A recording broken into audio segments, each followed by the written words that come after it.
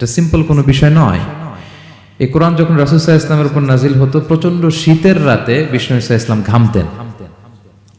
আম্মা জান আয়েশা বলেন, আমরা কম্বল মুড়ি দিয়েও থাকতে পারি না, এত শীত, কিন্তু বিশ্বনবী ঘেমে ঘর্মাক্ত হয়ে একাকার। ওটের উপর বসে থাকা অবস্থা যখন কোরআন নাজিল হতো, ওটগুলো মরুভূমির মধ্যে বসে পড়তো ডিরেক্টলি। কাফেলা চলছে চলছে, সাইয়েদনা জিবরাইল এসে কোরআন নাজিল করেছেন, কোরআনের ভারে ধপাস করে উট বসে যেত। যায়েদ ইবনে সাবিত রাদিয়াল্লাহু তাআলা আনহু কাতিবুল ওয়াহী, রাসূল সাল্লাল্লাহু আলাইহি ওয়াসাল্লামের একজন সাহাবী। রাসূল সাল্লাল্লাহু আলাইহি ওয়াসাল্লাম একবার যায়েদ রাদিয়াল্লাহু তাআলা আনহুর পায়ের মধ্যে মাথা রেখে শুয়েছিলেন, দীর্ঘক্ষণ শুয়ে থাকলেন। যায়েদ রাদিয়াল্লাহু তাআলা আনহু বলছেন, আমার কোনো কষ্টই হচ্ছে না। হঠাৎ করে কোরআন নাজিল হতে লাগলো। কি নাজিল হতে লাগলো? কোরআন। যায়েদ রাদিয়াল্লাহু তাআলা আনহু বলেন, দীর্ঘক্ষণ রাসূল সাল্লাল্লাহু আলাইহি ওয়াসাল্লাম আমার পায়ের উপর মাথা রেখে শুয়ে আছেন, কিন্তু আমি টেরই পাচ্ছি না। কিন্তু যখন কোরআন নাজিল হতে লাগলো, মনে হলো যে আমার পাটা ভেঙে খান খান হয়ে যাবে।